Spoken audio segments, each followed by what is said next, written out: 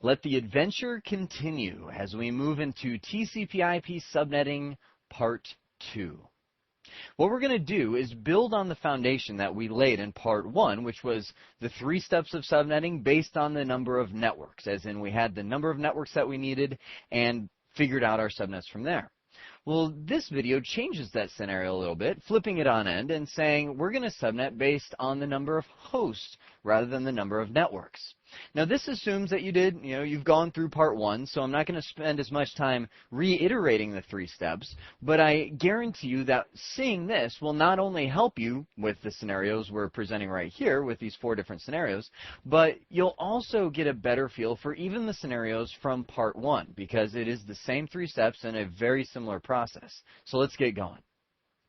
I'd like to start things off by a network scenario that's very similar to the one that we started the previous video with so that you can see the differences. We have an organization that's purchased a Class C address, again 216.21.5.0, and would like to use it to create networks of up to 30 hosts each. So if you think back before, we were trying to work through the scenario based on creating 5 networks, 1, 2, 3, 4, 5. But this scenario says I would like to create networks of 30 hosts each. So they're more focused on the number of hosts per network rather than the number of networks. When working through a subnetting problem of this slant, the steps are nearly identical as before. Well, I should say the steps are identical. There's just a slight tweak as to what we're looking at. So step 1 was to determine the number of hosts and convert that to binary, just like we saw with the number of networks. Here's our Class C subnet that we purchased. We know that we're trying to find networks of 30 hosts per network, so that's our host. Number of hosts, 30. With that in mind, let's break that down using the binary 128, 64, 32, 16, 8, 4, 2, 1. Now, with these numbers in place, again, we realize that we're only after the number of bits. So we don't need to figure out the whole number, although I will just for this example. 16 plus 8, that's 24, plus 4, that's 28, plus 2 more, that's 30, and then we have a 0 for the 1. So the actual binary number for 30 is 0001111, But again, being after that we're only after the number of bits, we're really focused on it takes 5 bits to get the number 30. Step 2 is then to reserve the bits in the mask and find your increment. Here's where the slight tweak comes in. I'm going to take the original subnet mask, and we start off with a Class C example again, 255.255.255.0, and write that in all binary. So 1, 2, 3, 4, 5, 6, 7, 8, 1, 2, 3, 4, 5, 6, 7, 8, 1, 2, 3, 4, 5, 6, 7, 8, and 1, 2, 3, 4, 5, 6, 7, 8. I'll show you how to improve your speed on that in just a moment on the next scenario. So we're looking at this right now in terms of this is our original subnet mask, and we need to do subnetting. Now, in the previous video, we were focused on I need more network bits because I needed 5 networks or 30 networks or 100 networks or whatever the scenario said. I was more focused on getting networks than I was on how many hosts were on each one of those networks. In this style, we're more focused on how many hosts we're getting. And yes, we're going to be doing subnetting, otherwise we wouldn't be here in the first place. We want to break it into networks, but we're not as concerned with how many networks we get as we are with how many hosts can exist on each network. So when you're thinking of this, I want you to just say in your mind, whenever you see how many hosts per network, just kind of like save the whales, save the hosts. You can scream it out loud, whenever, wherever you want. Because what we're focused on is saving the hosts. 1, 2, 3, 4, 5 to be exact. Instead of working from left to right saying I need 5 more network bits, I'm saying I can't get the number 30. I can't get 30 hosts with any less than 5 bits. We know that the host bits are 0, so we're saving 5 of them. Save the host. You can say it out loud. Now, once we've saved the 5 host bits, the rest of them can become network bits. It can move over to the network side, the dark side of the force, because we're still doing subnetting. We still want to subnet, but we're now focused on how many hosts we get rather than the specific number of the networks. So with that in mind, that is the only difference. So here we go. Let's work through the subnet mask. Our new subnet mask is 255.255.255, and if we convert this one back to decimal, that will be .224. If we add up all those numbers, or if we were using the bit notation, that would be a /24 plus 3 more, /27. Our increment is the lowest network bit, which is a 32. That's our increment. Now we can find our network ranges. We started with 216.21.5.0, and then we just start adding 32. 216.21.5.32.5.64.96.128.160, and you can just keep going, far as down as you'd like to go. Fill in the end ranges. Last IP address before 32, 31. 464, 63. Now, I'm really shorthand writing this right now just to save the time, but this is filling in the end range for each one of them. It goes from 216.21.5.0 through 216.21.5.31.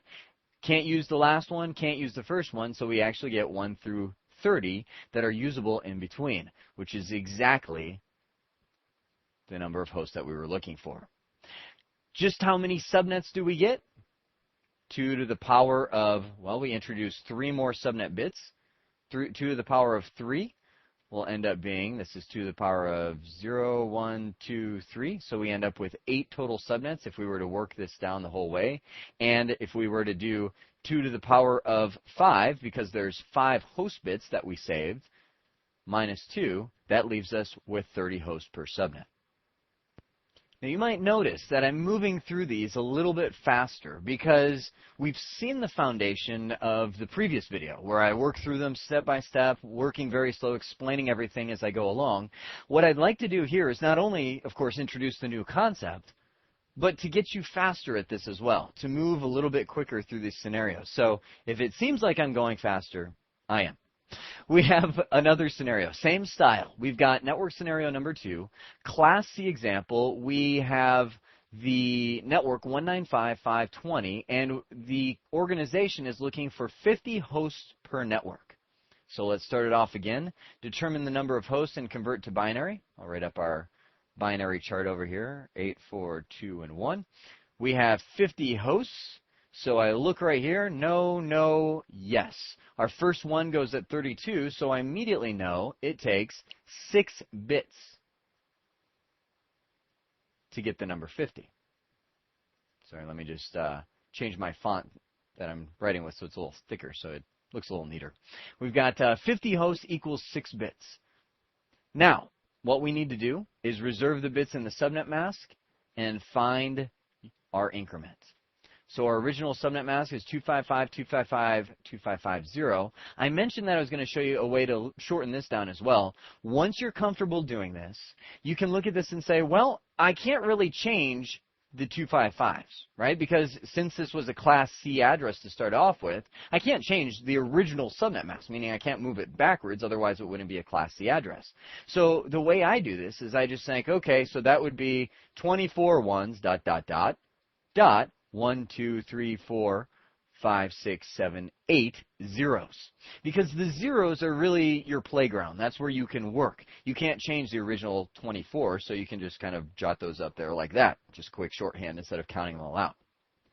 Now, you have to ask the question, are we creating more networks or saving the hosts? And you have to put your hand in the air when you do that. It's required. And we look, and it's after the number of hosts. It's 50 hosts per network, so we are saving the hosts. 1, 2, 3, 4, 5, 6 of them have been saved because we can't get the number 50 with any less than 6 bits. The other 2 host bits can change over to 1s so that we can do our subnetting process. Once we do that, we know that our subnet mask will be 255.255.255 dot, and we have 2 bits. If we add those together, that would be .192 is our decimal subnet mask, or a /26, which is the 24 original ones of the Class C plus 2 more that we just added when we did our subnetting. /26 mask. Our increment, boom, 64. Box, box, box, box. That is our number that we can use to find our ranges. So we say 195.5.20.0. Just start adding 64 to the 4th octet, because that's where we're at. 195.5.20.128.192, and if we add 64 to 192, we'll actually get 256. Now, immediately when you say that, and by the way, this is the same all the way down, I'm just shorthanding it here. When you see 256, you should immediately go, okay, bing, I must have reached the end of something right there.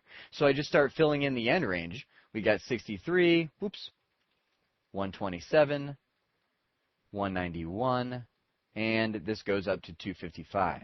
There is no 256 because I'm done, meaning I've reached my 4 network ranges that this will give me. I'm done. You might remember from the previous video where we actually started carrying over to the next octet. Well, you can't do that here because you started with a class C address, meaning you can't change the original network that you were given. You've just subnetted into 4 networks. And if you look at that, 2 to the power of x being the subnet bits, so it'd just be 2 to the power of 2. That's 2 times 2 is 4. So that tells you you only get 4 network ranges with, it'd be 2 to the power of 6 minus 2, you actually end up with 62 hosts per subnet. Pretty cool, huh? Now, a lot of this stuff that I'm doing, like adding 64 plus 64 plus 64, just comes from doing this 100,000 times. As you do this again and again and again, you'll practice. You'll get used to seeing what typical subnet values are, to where you can just see the 2 bits and go, oh, that's 192. As a matter of fact, the longer you do this, I'm to the point in my subnetting where I've practiced this enough, and obviously teaching helps. So I'll tell you what, find a family relative and teach them how to subnet. They'll love you for it, and you'll learn it even better. But teaching this, I can just look at bits and say, oh, that's 192. It's kind of like, have you ever seen The Matrix, where the guy's looking at the matrix in an encoded format, and he said, I don't even see the code anymore. I see a guy, a girl walking, a blonde, a brunette, it's just, he stared at the code for so long, it kind of fried his brain. You will get to the point where your brain is fried, and you will master subnetting. Now, you might be noticing, as we're working through these, I am emphasizing speed. Let me take just a moment and tell you why. Speed in the real world is not as critical. It's not like you'll be walking into a job where they're like, subnet this now, you've got 30 seconds, and that's what you've got to do. I just know that a lot of you are preparing for the Cisco certification exams. And if you are getting ready for those, speed is of the essence. CCENT, CCNA, and even CCNP, just about anything you do in the Cisco world will have subnetting involved in it, and you'll have to do it and have to do it fast. So just to give you an idea of where we've come from, I'm always watching the clock when I'm recording to make sure that we don't get too long or too short or things like that. And when we first did the subnetting examples, when we were in the previous video, we were at about 11 to 14 minutes per problem as I was working through and explaining what I'm doing as I go. The 2 problems that we've done so far, the 2 scenarios, we've spent, the first one was 5 minutes, and the last one was 4.5 minutes working through those. So my recommendation is when you're working through these, obviously you're not going to have a voice in your head, well, maybe you will, but explaining it as you go, and you'll be able to write much faster. But I would gauge your time and try to aim somewhere between 2 to 3 minutes per problem when you get to one of these. That's when you know you've got it fast enough to prepare for the actual certification exam. All right. Network scenario number 3. We've got now a Class B network. I've changed it up a little bit. And someone was reading Cisco best practice documentation, and now it says, I need 500 hosts per subnet. That's what Cisco says it should be the maximum. So now we go with our 500. Write out our binary chart. 1, 2, 4, 8, 16, 32, 64, 128, but I know I must go further in order to get the number 500 because that's above 8 bits. So I go 256 is my next one. Double that, and you've got 512, and immediately I can stop there because I've passed my 500. Now, that's not where my first one goes. My first one goes right here because I can't subtract 512 from 500. So just by drawing my initial one, I can see that it's going to take 9 bits to get the number 500. Second step, reserve the bits in the mask and find your network range. So original subnet mask 255.255.0.0. We are going to write that in binary, which is 16 ones dot 1, 2, 3, 4, 5, 6, 7, 8. 8 zeros. You don't want to shortcut the zeros because that's really where you work. 8. So we've got our 16 zeros. Now, are we creating 500 networks or saving the hosts? Saving the hosts. Not only is it more fun to say, but it's more fun to do. We have 9 bits right to left. 1, 2, 3, 4, 5, 6, 7, 8, dot 9. We've crossed that octet boundary. The rest of them can become 1. 1, 2, 3, 4, 5, 6, 7. That was the rest of those bits that were in the third octet. So with that in mind, I can look and say my new subnet mask is 255.255.254.0 is that guy, or a /23. I just think of a class C address with all these being 1 is a /24, so we subtract 1. Our increment, circle that guy is 2 in decimal. So we look at what octet that increment is in. It's in the third octet. So I start down here with 150.5.0.0, and I'll increment in that third octet. 150.5.2.0, .5.4.0, 6.0, 8.0, and so on we go. The end range goes through 150.5.1.255. This goes through 150.5.3.255. This goes through 5.255, and so 255, and so on and so forth. We go down the way. If you were watching the clock on that previous network scenario number 3, it was 2 minutes, 54 seconds we took once I got out of my, once we started actually working on the problem. Pretty good. That's the kind of time frame you need to be looking at for these. All right, network scenario number 4. Class A address, we have 10,000 and need 100 hosts per network. So 100, how many bits does it take to get that number? 128, 64, 32, 16, 8, 4, 2, 1. Our first one goes right there, so immediately I know it is 7 bits. Step 2. Our original subnet mask was 255.0.0.0, which is 8 ones dot 1, 2, 3, 4, 5, 6, 7, 8 dot 1, 2, 3, 4, 5, 6, 7, 8 dot 1, 2, 3, 4, 5, 6, 7, 8. Can't really shortcut class A subnet masks. So we've got 24 zeros that we're working with. So with that in place, we know that we are needing 7 bits and that we're after the number of hosts. So save the hosts right to left. 1, 2, 3, 4, 5, 6, 7. 1. So that's our 8 bits of our last octet. What happens to all the rest of these bits? They change over to 1s. So we did quite a number of subnets when we went with this class A address. So we ended up going to 255.255.255 dot, and then the last octet is 128. Our increment is, circle that, 128. Happens to be the same as our subnet mask. So now, with our network ranges, we start with 10,000. Now, to find out where to increment, we need to look at where our increment is at. It's in the last octet over there. So I say 10.0.0.128. The fourth octet is where I increment. 10.0. Oh, stop right there. If I add 128 to 128, I'll get 256. I know that's not possible, so if I fill in the end ranges, I'll have 128 to 128 120 or 0 to 127 is the previous one. This goes up to, if the next one was 256, this would be 255. So again, do that. We did this in the previous video. Just kind of add the 1, carry it over to the next octet. We start with 1.0, 1.128, 2.0, 2.128, and so on and so forth. We go down the way. Fill in the end ranges. This goes through 10.1 or 10.0.1.127 through 10.0.1.255.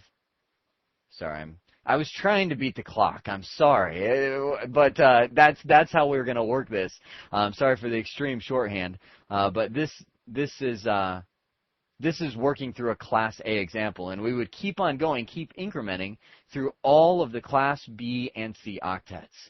So if you wanted to find how many subnets you would have, it would be 2 to the power of, we converted 1, 8, 16, 2 to the power of 17. So that'd be 17 bits total. I had to think about that one. Will tell us how many networks you'll have. Thankfully, if you're preparing for the exam, they will never have a question asking you that kind of math without a calculator. So I'll do 2 to the power of 17 equals, 131,000 subnets are at our disposal when we subnet a Class A address like that. Excellent. At this point, you should be getting a little better feel for how this subnetting works. As I did in the previous video, I have an on your own section. It's essentially homework to work through 4 different examples of this time breaking into networks based on host requirements rather than network requirements. As I did for the previous video, working through these without having an answer to check yourself isn't very helpful. So I've typed up a little walkthrough for each one of these, essentially the 3 steps we've been working through so far, so that when you finish them, you can compare your answers to what I have. That's available off of nuggetlab.com, and just look for the ccent pack of some sort. It'll be a zip file where you can download all of this paperwork. We've got, after this, one more style of subnetting to show you. And in my mind, it's the easiest, but it's the most common style that's out there. Let's talk about, before we get into the new style, where we've been so far. At this point, you should know how to subnet based on the number of networks. If you were given X number of networks, you can break apart addresses and break them into subnets that meet those requirements. And you should be able to do that for hosts. When somebody says, I need this many hosts per network, then you can work through that, save the hosts, and meet those requirements and come up with a subnet mask and network